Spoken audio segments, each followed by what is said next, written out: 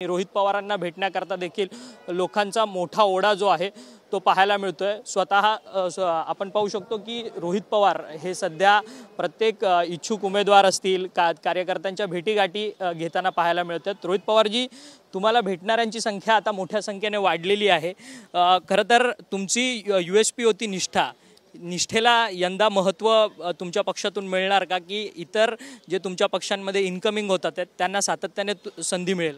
मी एवढंच सांगेल, मी एक कार्यकर्ता आहे आणि हे सर्व जे आहेत ते कार्यकर्ते आहेत आणि कार्यकर्त्यांबरोबर चर्चा करणं, काही गोष्टी समजून घेणं हे एका कार्यकर्त्याची जबाबदारी असते, जे मी आता इथं पार पाडत आहे। राहिला प्रश्न उमेदवारीचा, आदरणीय पवार साहेब हे नेहमीपासून सांगत आलेले आहेत की मेजॉरिटी ज्या सीट्स आहेत त्या निष्ठावंतांनाच दिल्या जातील। पाटील साहेबसुद्धा आणि सुप्रियाताईसुद्धा त्याच्यावर लक्ष देऊन आहेत।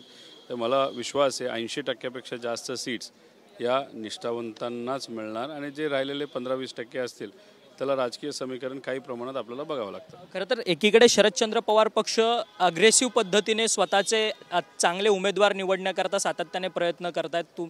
रोहित पवार असतील, जयंत पाटील, सुप्रिया सुळे, शरद पवार हे चांगले उमेदवार शोधण्याकरता या संपूर्ण प्रक्रियेमध्ये आता लागलेले आहेत। परंतु मवियामध्ये असलेले ठाकरे गट आणि काँग्रेस हे कुठेतरी एकमेकांबरोबर वाद करून ही सगळी जी तीन पक्षांचं जे गठबंधन आहे ते तुटेल असं वाटत नाही का, ज्या पद्धतीने भांडणं होतात वगैरे? नाही, एकतर मी फक्त इनपुट देतो, निर्णय हे सुप्रियाताई, जयंत पाटील साहेब घेत असतात आणि फायनल जे आहे, ज्याला आपण म्हणतो की फायनल अधिकार आदरणीय पवार साहेबांना।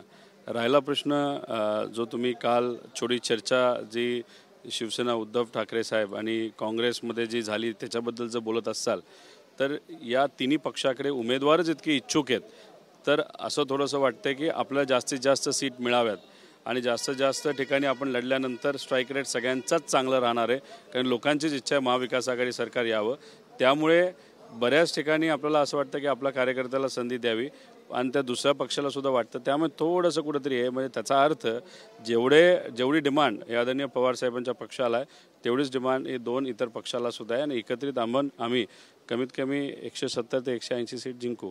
परंतु काल प्रकाश आंबेडकर जे वंचित बहुजन आघाडीचे प्रमुख आहेत त्यांनी थेट शरद पवारांवरतीच आरोप लावलेला आहे निवडणुकीच्या तोंडावरती की शरद पवार हे 1988चे 90-92च्या दरम्यान ज्यावेळेस मुख्यमंत्री पदाचा कार्यकाळ होता त्यावेळेस ते थेट दाऊदशी भेटलेले आहेत, जे अंडरवर्ल्डचे मोठे डॉन आहेत, आतंकवादी म्हणून त्यांना घोषित केलेलं आहे। हे बघा, त्याच्यावर पवार साहेब स्पष्टीकरण देतीलच। म्हणजे इलेक्शन आलं की कुणी काही बोलत असेल तर त्याला आपण काय म्हणणार। आणि प्रकाश आंबेडकर साहेब फार मोठ्या घराण्यातून येतात, त्या घराण्याचा आदर सर्वांनाच आहे, पण इलेक्शनच्या तोंडावर ज्या पद्धतीचं वक्तव्य त्यांचं आलेलं आहे कुठेतरी दुर्दैवाने एक नागरिक म्हणून आम्हा सगळ्यांना असं वाटतं की भाजपचेच हे बोल आहेत का, या बाबतीत थोडासा विचार करावा, कारण शेवटी विश्वासार्हता पण फार महत्त्वाची आहे। आणि जर अशाच पद्धतीने वक्तव्य जर सातत्याने बदलत गेली तर पक्षावरची म्हणजे त्यांच्या पक्षावरची विश्वासार्हता कुठेतरी कमी होईल आणि ते गेल्या अनेक इलेक्शनमध्ये कमी होताना आपण सर्वांनी बघितलेले आहेत। त्यामुळे त्यांचे जे शब्द आहेत ते आज त्या कुटुंबातून येतात, त्याचा आदर आहे त्या कुटुंबाचा, पण त्यांच्याकडनं आलेले शब्द इलेक्शनच्या तोंडावर हे थोडेसे भाजपसारखे वाटतात। एक शेवटचा प्रश्न आहे, खरं तर तुमच्या पक्षामधनं एका जागेवरतून अनेक जण इच्छुक आहेत, 5-7 जण इच्छुक आहेत। त्या इच्छुकांचं बंड शमवण्याकरता पक्ष काही प्लॅन करणार आहे का, कारण की ज्या पद्धतीने आता इच्छुक तुम्हाला भेटायला येतात? एक आहे, आमच्याकडे इच्छुक तरी आहेत, महायुतीमध्ये खूप इच्छुक आहेत असं नाही। त्याचं मुख्य कारण लोकांकडनं जे काही वातावरण आहे खालचं ते महायुतीच्या विरोधात आहे, त्यामुळे त्यांना तेवढं त्याचं त्या बाबतीतलं टेन्शन नाही। पण मग लोकांच्या प्रतिक्रिया समजून घेऊन इच्छुकांची संख्या जर वाढत असेल त्यातून एक संदेश आपण घ्यावा की वातावरण हे महाविकास आघाडीला फार पॉझिटिव्ह आहे। आता राहिला प्रश्न एकाला संधी आपल्याला देता येईल, राहिलेले जे आहेत त्यांना आपल्याला समजून सांगावं लागेल। आता हे जे मंडळी आपल्याकडे राहिलेली आहेत हे सर्व स्वाभिमानी आहेत, निष्ठावंत आहेत, हे विचार सोडून पळून गेलेले नाहीत। त्यामुळे त्यांना समजून घेऊन उद्या जिल्हा परिषद आहेत, वेगवेगळे काय आहेत, मंडळं आहेत, याच्यामध्ये सुद्धा लोकांची सेवा करण्याची आपल्याला संधी देता येईल। त्यामुळे हे सगळे जे काही पर्याय आहेत ते आमच्या नेत्यांकडे नक्कीच आहेत. एक गणेश नाईक देखील तुमच्याकडे येणार आहेत. गणेश नाईक तुमच्या पक्षातले एक दिग्गज नेते होते मागच्या काही काळांमध्ये, परंतु भाजपमध्ये गेले.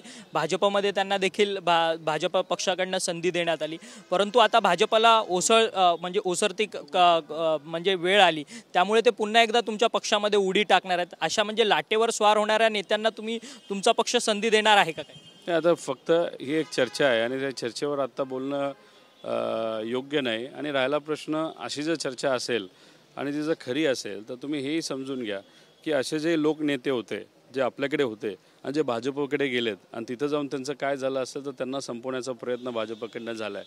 लोकनेते भाजपला कधी पटत नाहीत आणि तसं जर तिथं घडत असेल आणि त्यातून अनेक लोकनेते जर भाजपला सोडायला इच्छुक असतील, त्यामुळे एकच समजून घेतलं पाहिजे की भाजपची जी काही काम करण्याची पद्धत आहे ती लोकनेत्याला मिळते, नाहीतर लोकातल्या नेत्यांना कधी पटणारी अशी आहे असे नाही आहे. त्यामुळे ते खरं आहे का खोटं हे मला सांगता येणार नाही, पण तशी घटना जर घडत असेल तर त्याच्यावरून एकच कळतं आहे की लोकनेत्यांना ते संपवतात. त्याचा अर्थ 29पर्यंत एकनाथ शिंदे साहेबांचा पक्षही तिथं आपल्याला दिसणार नाही आणि अजितदादांचा पक्षसुद्धा दिसणार नाही, कारण ही भाजपची प्रवृत्ती आहे जी हरियाणामध्ये आपल्याला बघितलं. 5 वर्ष ज्या मित्राबरोबर राहिले त्या मित्राला साधं निवडूनसुद्धा येता आलं नाही मित्रपक्ष असतानासुद्धा. म्हणजे भाजप इतकं द्वेषाचं आणि डेडली राजकारण करतात. ते गुजरातची स्टाईल आहे थोडीशी. त्यामुळे महाराष्ट्राचे स्वाभिमानी लोक हे शिवशाहू फुले आंबेडकरांचा महाराष्ट्र त्यांना बघायचा जो आहे, मोदी शहांचा महाराष्ट्र त्यांना बघायचा नाही.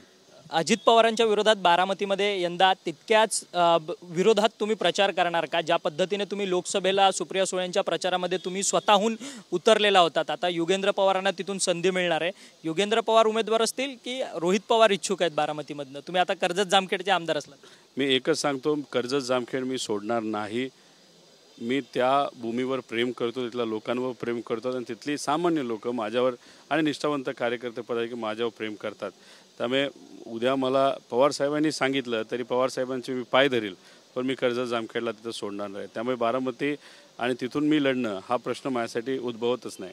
परंतु मग तेवढ्याच विरोधात दादांच्या विरोधात प्रचार करणार का, जेवढा लोकसभेत ताईंच्या संदर्भात तुम्ही प्रचार केलेला होता? आम्ही सगळेजण वाट बघतो उमेदवारी लवकर जाहीर व्हावी आणि ती जेव्हा जाहीर होईल त्यानंतर तुम्हाला माझं स्वरूप तिथं बघायला मिळेल, जे आधीसुद्धा आपण सगळ्यांनी बघितलेलं आहे.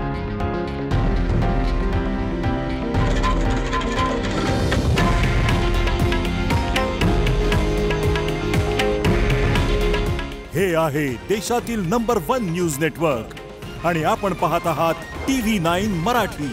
काळजी तुमची, हित महाराष्ट्राचं.